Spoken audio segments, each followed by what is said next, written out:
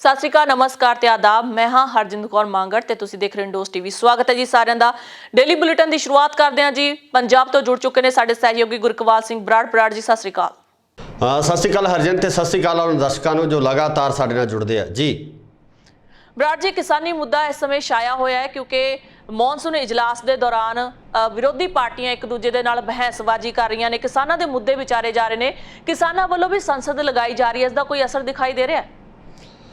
ਦੇਖੋ ਹਰਜਿੰਦਰ, ਜੇ ਆਪਾਂ ਗੱਲ ਕਰੀਏ ਕਿਸਾਨਾਂ ਦੀ ਸੰਸਦ ਦੀ, ਤਾਂ ਕਿਸਾਨਾਂ ਦੀ ਸੰਸਦ ਦਾ ਬਹੁਤ ਵੱਡਾ ਪ੍ਰਭਾਵ ਜਿਹੜਾ ਉਹ ਸਰਕਾਰ ਦੇ ਉੱਪਰ ਪੈ ਰਿਹਾ, ਕਿਉਂਕਿ ਸਰਕਾਰ ਦੇ ਜੋ ਮੰਤਰੀ ਨੇ, ਖੇਤੀਬਾੜੀ ਮੰਤਰੀ ਦਾ ਇੱਕ ਬਿਆਨ ਆਉਣਾ ਕਿ ਉਹਨਾਂ ਵੱਲੋਂ ਕਿਹਾ ਜਾਣਾ ਕਿ ਅਸਲ ਸੰਸਦ ਤਾਂ ਲੋਕ ਸਭਾ ਦੇ ਅੰਦਰ ਚੱਲ ਰਹੀ ਹੈ। ਸੋ ਇਹ ਇੱਕ ਬੜਾ ਵੱਡਾ ਬਿਆਨ ਆ, ਕਿਉਂਕਿ ਅਗਰ ਜੋ ਖੇਤੀਬਾੜੀ ਮੰਤਰੀ ਨੇ ਉਹਨਾਂ ਨੂੰ ਇਹ ਗੱਲ ਸਾਬਤ ਕਰਨੀ ਪੈ ਰਹੀ ਹੈ ਕਿ ਅਸਲ ਸੰਸਦ ਲੋਕ ਸਭਾ ਦੇ ਵਿੱਚ ਚੱਲ ਰਿਹਾ, ਤਾਂ ਇਹਦਾ ਮਤਲਬ ਇਹ ਜ਼ਰੂਰ ਹੈ ਕਿ ਕਿਤੇ ਨਾ ਕਿਤੇ ਉਹਨਾਂ ਨੂੰ ਜੋ ਬਾਹਰ ਲੱਗੀ ਹੋਈ ਸੰਸਦ ਹੈ, ਜੋ ਕਿਸਾਨਾਂ ਦੀ ਲੱਗੀ ਹੋਈ ਸੰਸਦ ਹੈ, ਤਾਂ ਉਸ ਦਾ ਪ੍ਰਭਾਵ ਜ਼ਰੂਰ ਪੈ ਰਿਹਾ ਉਹਨਾਂ ਦੇ ਉੱਪਰ। ਕਿਤੇ ਨਾ ਕਿਤੇ ਉਹਨਾਂ ਦੇ ਸਾਹਮਣੇ ਸਵਾਲ ਖੜੇ ਹੋ ਰਹੇ ਆ ਕਿ ਕਿਸਾਨਾਂ ਵੱਲੋਂ ਸੰਸਦ ਲਗਾ ਕੇ ਉਹਨਾਂ ਦੇ ਆਪਣੇ ਮਸਲੇ ਜਿਹੜੇ ਵਿਚਾਰੇ ਜਾ ਰਹੇ ਆ, ਉਹਨਾਂ ਵੱਲੋਂ ਆਪਣੀਆਂ ਜਿਹੜੀਆਂ ਮੰਗਾਂ ਉਹਨਾਂ ਦੇ ਉੱਪਰ ਵਿਚਾਰ ਚਰਚਾ ਕੀਤੀ ਜਾ ਰਹੀ ਆ, ਉਹਨਾਂ ਨੂੰ ਲੋਕਾਂ ਦੇ ਸਾਹਮਣੇ ਰੱਖਿਆ ਜਾ ਰਿਹਾ।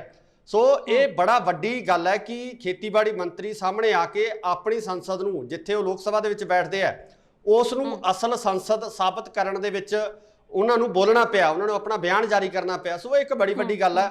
ਸੋ ਆਉਣ ਵਾਲੇ ਸਮੇਂ ਦੇ ਵਿੱਚ ਇਸ ਤਰ੍ਹਾਂ ਦੇ ਹੋਰ ਵੀ ਪ੍ਰਭਾਵ ਆ ਜਿਹੜੇ ਉਹ ਪੈ ਸਕਦੇ ਆ, ਤੇ ਇਸ ਦੇ ਨਾਲ ਨਾਲ ਜਿਹੜੀ ਲਗਾਤਾਰ ਜੋ ਇੰਟਰਨੈਸ਼ਨਲ ਮੀਡੀਆ, ਜੋ ਭਾਰਤ ਦਾ ਮੀਡੀਆ, ਤਾਂ ਚਾਹੇ ਇਸ ਨੂੰ ਉਸ ਤਰੀਕੇ ਨਾਲ ਕਵਰ ਨਹੀਂ ਕਰ ਰਿਹਾ, ਪਰ ਜਿੱਥੇ ਕਿਤੇ ਇੰਟਰਨੈਸ਼ਨਲ ਮੀਡੀਆ ਦੀ ਗੱਲ ਆਉਂਦੀ ਆ ਤਾਂ ਉੱਥੇ ਜ਼ਰੂਰ ਇਸ ਚੀਜ਼ ਦੀ ਬਦਨਾਮੀ ਭਾਰਤ ਸਰਕਾਰ ਦੀ ਖੇਤੀਬਾੜੀ ਮੰਤਰੀ ਦੀ ਵੀ ਹੋ ਰਹੀ ਆ, ਕਿਉਂਕਿ ਇੰਟਰਨੈਸ਼ਨਲ ਪੱਧਰ ਤੇ ਇਸ ਚੀਜ਼ ਨੂੰ ਵਿਚਾਰਿਆ ਜਾ ਰਿਹਾ, ਇਸ ਚੀਜ਼ ਨੂੰ ਦੇਖਿਆ ਜਾ ਰਿਹਾ ਕਿ ਲੋਕ ਸਭਾ ਦੇ ਬਾਹਰ ਇੱਕ ਹੋਰ ਜਿਹੜੀ ਲੋਕ ਸਭਾ ਉਹ ਆਮ ਲੋਕਾਂ ਵੱਲੋਂ, ਆਮ ਕਿਸਾਨਾਂ ਵੱਲੋਂ, ਮਜ਼ਦੂਰਾਂ ਵੱਲੋਂ ਜਿਹੜੀ ਸਾਂਝੇ ਰੂਪ ਦੇ ਵਿੱਚ ਲਗਾਈ ਗਈ ਹੈ। ਜੀ ਬਰਾੜ ਜੀ, ਕਿਉਂਕਿ ਕਿਸਾਨਾਂ ਵੱਲੋਂ ਕਿਹਾ ਜਾ ਰਿਹਾ ਸੀ ਕਿ ਸਦਨ ਦੇ ਵਿੱਚ ਜਿਹੜੀ ਕਾਰਵਾਈ ਚੱਲ ਰਹੀ ਹੈ ਉੱਥੇ ਕਿਸਾਨਾਂ ਦੇ ਮੁੱਦੇ ਵਿਚਾਰੇ ਜਾਣ। ਸੋ ਕੋਈ ਅਜਿਹੀ ਪਾਰਟੀ ਕੋਈ ਕਿਸਾਨਾਂ ਦਾ ਚਿਹਰਾ ਬਣ ਕੇ ਕਿਸਾਨਾਂ ਦੀ ਗੱਲ ਕਰਨ ਲਈ ਤਿਆਰ ਹੈ, ਜਾਂ ਕਿਸੇ ਨੇ ਕੋਈ ਗੱਲ ਕੀਤੀ ਹੈ? ਕਿਉਂਕਿ ਜਦ ਵੀ ਕੋਈ ਕਾਰਵਾਈ ਹੁੰਦੀ ਹੈ ਤਾਂ ਉਹ ਠੱਪ ਹੋ ਜਾਂਦੀ ਹੈ ਤੇ ਮੁਲਤਵੀ ਹੋ ਜਾਂਦੀ ਹੈ, ਤੇ ਜਿਹਦਾ ਕੋਈ ਨਤੀਜਾ ਨਹੀਂ ਨਿਕਲਦਾ। ਦੇਖੋ ਜੀ, ਇਹ ਤਾਂ ਪਾਰਟੀਆਂ ਤੇ ਡਿਪੈਂਡ ਕਰਦਾ ਕਿ ਕਿਹੜੀ ਪਾਰਟੀ ਕਿਸਾਨਾਂ ਦੀ ਗੱਲ ਕਰਨੀ ਚਾਹੁੰਦੀ ਹੈ, ਕਿਸਾਨਾਂ ਦੀ ਗੱਲ ਨਹੀਂ ਕਰਨੀ ਚਾਹੁੰਦੀ। ਕਿਉਂਕਿ ਮੈਂ ਜਿੱਥੋਂ ਤੱਕ ਸਮਝਦਾ ਇਹਦੇ ਵਿੱਚ ਜਿਹੜੀਆਂ ਰਾਜਨੀਤਿਕ ਪਾਰਟੀਆਂ ਲਈ ਸਿਰਫ ਤੇ ਸਿਰਫ ਵੋਟ ਬੈਂਕ ਹੁੰਦੇ ਨੇ, ਚਾਹੇ ਉਹ ਕਿਸਾਨ ਹੋਣ, ਮਜ਼ਦੂਰ ਹੋਣ, ਮੁਲਾਜ਼ਮ ਹੋਣ ਜਾਂ ਆਮ ਲੋਕ ਹੋਣ। ਆਪਣੇ ਵੋਟ ਬੈਂਕ ਨੂੰ ਪ੍ਰਭਾਵਿਤ ਕਰਨ ਵਾਸਤੇ ਉਹ ਹਰ ਤਰ੍ਹਾਂ ਦੇ, ਹਰ ਇੱਕ ਪਹਿਲੂ ਦੇ ਉੱਪਰ ਜਾ ਸਕਦੇ ਨੇ। ਚਾਹੇ ਆਪਾਂ ਪਿਛਲੇ ਦਿਨੀ ਆਪਾਂ ਦੇਖ ਲਈਏ ਕਿ ਜਿਵੇਂ ਰਾਹੁਲ ਗਾਂਧੀ ਟਰੈਕਟਰ ਦੇ ਉੱਪਰ ਬੈਠ ਕੇ ਸੰਸਦ ਦੇ ਵਿੱਚ ਪਹੁੰਚਦੇ ਆ, ਤਾਂ ਉਸ ਸਮੇਂ ਮੈਨੂੰ ਲੱਗਦਾ ਸਿਰਫ ਤੇ ਸਿਰਫ ਕਿਸਾਨਾਂ ਨੂੰ ਪ੍ਰਭਾਵਿਤ ਕਰਨ ਵਾਸਤੇ ਉਹਨਾਂ ਵੱਲੋਂ ਇਸ ਤਰ੍ਹਾਂ ਦੀ ਕਾਰਵਾਈ ਕੀਤੀ ਗਈ ਆ। ਪਰ ਸਦਨ ਦੇ ਅੰਦਰ ਜਿਸ ਤਰ੍ਹਾਂ ਦੀਆਂ ਕਾਰਵਾਈਆਂ ਹੁੰਦੀਆਂ, ਮੈਂ ਇਹ ਵੀ ਜ਼ਰੂਰ ਸਮਝਦਾ ਕਿ ਇਸ ਵਿਸ਼ੇ ਦੇ ਉੱਪਰ ਬਹਿਸ ਹੋਣੀ, ਗੱਲਬਾਤ ਹੋਣੀ ਬਹੁਤ ਲਾਜ਼ਮੀ ਆ।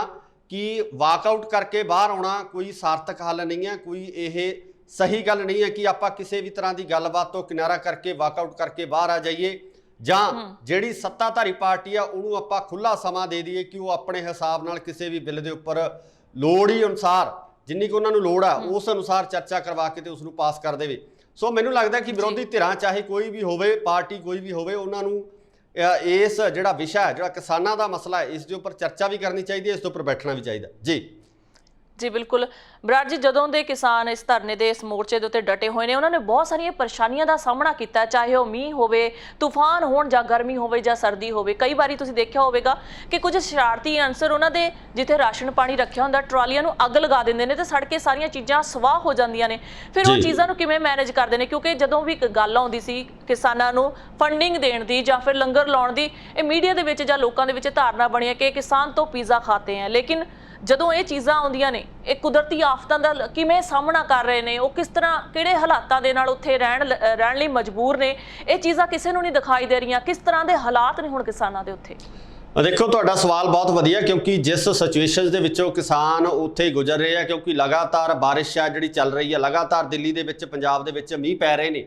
ਸੋ ਇਸ ਮੀਂਹ ਦੇ ਕਾਰਨ ਕਿਤੇ ਨਾ ਕਿਤੇ ਕਿਸਾਨਾਂ ਨੂੰ ਬਹੁਤ ਵੱਡੀਆਂ ਸਮੱਸਿਆਵਾਂ ਦਾ ਸਾਹਮਣਾ ਕਰਨਾ ਪੈ ਰਿਹਾ, ਚਾਹੇ ਉਹ ਪਾਣੀ ਦਾ ਉਹਨਾਂ ਦੇ ਟੈਂਟ ਦੇ ਵਿੱਚ ਆ ਜਾਣਾ, ਜਾਂ ਕਿਸੇ ਹੋਰ ਤਰੀਕੇ ਨਾਲ ਸਮਾਨ ਦਾ ਭਿੱਜ ਜਾਣਾ, ਸ਼ਾਰਟ ਸਰਕਟ ਨਾਲ ਲੱਗੀ ਹੋਈ ਅੱਗ ਜਿਹੜੀ ਆਪਾਂ ਅਕਸਰ ਹੀ ਖਬਰਾਂ ਸੁਣੀਆਂ ਤੇ ਕਿਸਾਨਾਂ ਵੱਲੋਂ ਇਲਜ਼ਾਮ ਵੀ ਲਗਾਏ ਗਏ ਆ ਕਿ ਕੁਝ ਸ਼ਰਾਰਤੀ ਅਨਸਰਾਂ ਵੱਲੋਂ ਉਹਨਾਂ ਦੇ ਉੱਪਰ ਇਸ ਤਰ੍ਹਾਂ ਇਹ ਹਮਲੇ ਵੀ ਕੀਤੇ ਗਏ ਆ ਕਿ ਪਿੱਛੋਂ ਟੈਂਟ ਨੂੰ ਅੱਗ ਲਗਾ ਦਿੱਤੀ ਜਾਂਦੀ ਸੀ।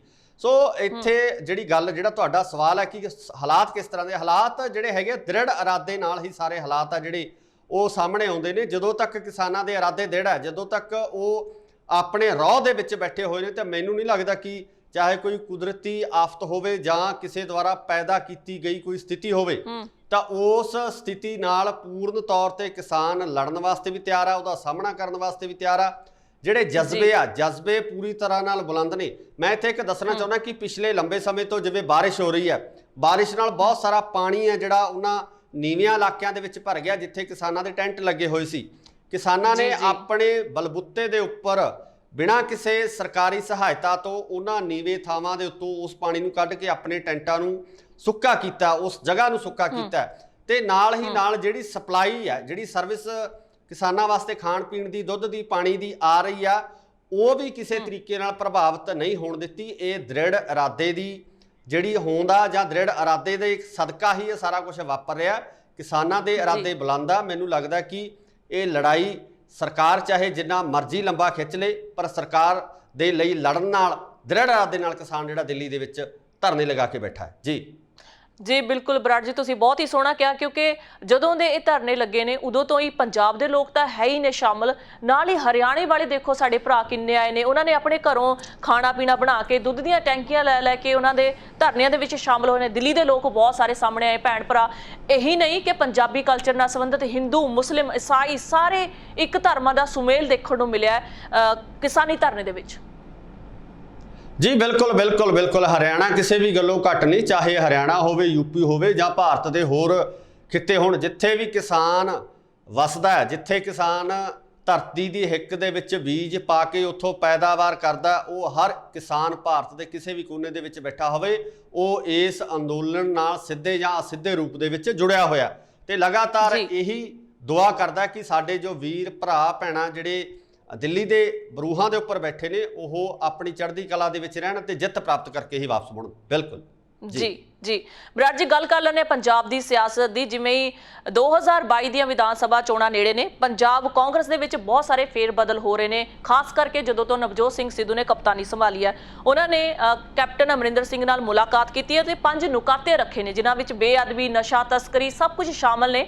ਤੇ ਉਹਨਾਂ ਨੇ ਮੁੱਖ ਮੰਤਰੀ ਨੇ ਕੁਝ ਗੱਲਾਂ ਦੇ ਪ੍ਰਗਟਾਵੇ ਕੀਤੇ ਨੇ ਕਿ ਹਾਂ ਅਜਿਹੀਆਂ ਚੀਜ਼ਾਂ ਹੋਣਗੀਆਂ। ਤੁਹਾਨੂੰ ਲੱਗਦਾ ਹੈ ਕਿ ਨਵਜੋਤ ਸਿੱਧੂ ਦੇ ਪਾਰਟੀ ਦੇ ਵਿੱਚ ਆਉਣ ਨਾਲ ਇਹ ਸਾਰੀਆਂ ਚੀਜ਼ਾਂ ਹੋਣਗੀਆਂ? ਕਿਉਂਕਿ ਪਹਿਲਾਂ ਵੀ ਮੁੱਖ ਮੰਤਰੀ ਜੀ ਸਾਹਿਬ ਨੇ ਤਾਂ ਗੁਟਕਾ ਸਾਹਿਬ ਦੇ ਉੱਤੇ ਹੱਥ ਰੱਖ ਕੇ ਸਹੁੰ ਖਾਧੀ ਸੀ। ਦੇਖੋ ਹਰਜਿੰਦਰ, ਜਿੱਥੋਂ ਤੱਕ ਗੱਲ ਹੈ ਨਵਜੋਤ ਸਿੱਧੂ ਦੀ, ਤਾਂ ਇਹ ਇੱਕ ਜਿਹੜਾ ਸਿਆਸੀ ਮੰਚ ਹੈ, ਸਿਆਸੀ ਮੰਚ ਦੇ ਉੱਪਰ ਵੱਖ-ਵੱਖ ਤਰ੍ਹਾਂ ਦੀਆਂ ਚਾਲਾਂ ਚੱਲੀਆਂ ਜਾਂਦੀਆਂ ਆਪਣੇ ਵੋਟ ਬੈਂਕ ਨੂੰ ਪ੍ਰਭਾਵਿਤ ਕਰਨ ਵਾਸਤੇ। ਸਿਆਸੀ ਪਾਰਟੀ ਚਾਹੇ ਕੋਈ ਵੀ ਹੋਵੇ, ਉਹਨਾਂ ਦਾ ਮਕਸਦ ਸਿਰਫ ਤੇ ਸਿਰਫ ਆਪਣੇ ਵੋਟ ਬੈਂਕ ਨੂੰ ਪ੍ਰਭਾਵਿਤ ਕਰਨਾ, ਉਸ ਨੂੰ ਪ੍ਰਭਾਵ ਦੇ ਵਿੱਚ ਲਿਆ ਕੇ ਆਪਣੇ ਨਾਲ ਜੋੜਨਾ ਜਿਹੜਾ ਮਕਸਦ ਹੁੰਦਾ। ਪਿਛਲੇ ਦਿਨੀ ਆਪਾਂ ਚਰਚਾ ਵੀ ਇਸ ਵਿਸ਼ੇ ਦੇ ਉੱਪਰ ਕੀਤੀ ਸੀ ਕਿ ਪ੍ਰਸ਼ਾਂਤ ਕਿਸ਼ੋਰ ਦੀਆਂ ਲੰਬੀਆਂ ਮੀਟਿੰਗਾਂ ਜਿਹੜੀਆਂ ਉਹ ਦਿੱਲੀ ਦੇ ਵਿੱਚ ਹੋਈਆਂ ਨੇ, ਜੋ ਕਾਂਗਰਸ ਦੀ ਹਾਈ ਕਮਾਂਡ ਆ ਉਹਨਾਂ ਨਾਲ ਗੱਲਬਾਤ ਹੋਈ ਆ, ਉਹਨਾਂ ਨਾਲ ਵਿਚਾਰ ਵਟਾਂਦਰੇ ਹੋਏ ਆ ਤੇ ਇਹਨਾਂ ਵਿਚਾਰ ਵਟਾਂਦਰਿਆਂ ਤੋਂ ਬਾਅਦ ਹੀ ਇਹ ਜਿਹੜੇ ਪੰਜਾਬ ਦੇ ਸਿਆਸੀ ਸਮੀਕਰਨਾਂ ਵਿੱਚ ਕਾਂਗਰਸ ਦੇ ਵਿੱਚ ਜਿਹੜੀ ਹਲਚਲ ਹੋਈ ਆ, ਉਹ ਉਸ ਤੋਂ ਬਾਅਦ ਦਾ ਸਾਰਾ ਨਤੀਜਾ ਸਾਹਮਣੇ ਆਉਂਦਾ। ਸੋ ਹੁਣ ਆਪਾਂ ਗੱਲ ਕਰਦੇ ਹਾਂ ਨਵਜੋਤ ਸਿੰਘ ਸਿੱਧੂ ਦੀ। ਨਵਜੋਤ ਸਿੰਘ ਸਿੱਧੂ ਵੀ ਪ੍ਰਸ਼ਾਂਤ ਕਿਸ਼ੋਰ ਦੀ ਨੀਤੀ ਦਾ ਇੱਕ ਮੋਹਰਾ ਹੋ ਸਕਦੇ ਨੇ ਕਿ ਉਹਨਾਂ ਵੱਲੋਂ ਜਿਹੜੀ ਨੀਤੀ ਬਣਾਈ ਗਈ ਆ, ਉਹਨਾਂ ਵੱਲੋਂ ਜਿਸ ਤਰੀਕੇ ਨਾਲ ਕਾਂਗਰਸ ਦੀ ਹਾਈ ਕਮਾਂਡ ਨਾਲ ਗੱਲਬਾਤ ਤੈਅ ਕੀਤੀ ਗਈ ਆ, ਉਸੇ ਤਹਿਤ ਹੀ ਇਹ ਸਾਰੀਆਂ ਕਾਰਵਾਈਆਂ ਵਾਪਰ ਰਹੀਆਂ ਨੇ। ਜਿਵੇਂ ਕਿ ਜੇ ਆਪਾਂ ਕੱਲ੍ਹ ਦੀ ਗੱਲ ਕਰੀਏ ਤਾਂ ਨਵਜੋਤ ਸਿੰਘ ਸਿੱਧੂ ਵੱਲੋਂ ਜਿਹੜਾ ਇੱਕ ਪ੍ਰਧਾਨ ਹੋਣ ਦੇ ਨਾਤੇ, ਪਾਰਟੀ ਪ੍ਰਧਾਨ ਹੋਣ ਦੇ ਨਾਤੇ ਮੁੱਖ ਮੰਤਰੀ ਨੂੰ ਇੱਕ ਪੱਤਰ ਲਿਖ ਕੇ ਉਹਦੇ ਵਿੱਚ ਜਿਹੜੀਆਂ ਵੱਖ-ਵੱਖ ਡਿਮਾਂਡਸ ਆ, ਜਿਹੜੀਆਂ ਕਿ ਪੰਜਾਬ ਦੇ ਲੋਕ ਪਿਛਲੇ ਲੰਬੇ ਸਮੇਂ ਤੋਂ ਜਦੋਂ ਦੀ ਸਰਕਾਰ ਹੋਣ ਦੇ ਵਿੱਚ ਆਈ ਆ, ਉਹਨਾਂ ਦੀਆਂ ਆਸਾਂ ਸੀ ਕਿ ਸਰਕਾਰ ਹੁਣ ਵੀ ਇਹਨਾਂ ਵਿਸ਼ਿਆਂ ਦੇ ਉੱਪਰ ਕੋਈ ਨਾ ਕੋਈ ਸਖਤ ਫੈਸਲਾ ਲਵੇਗੀ, ਸਖਤ ਸਟੈਂਡ ਲਵੇਗੀ।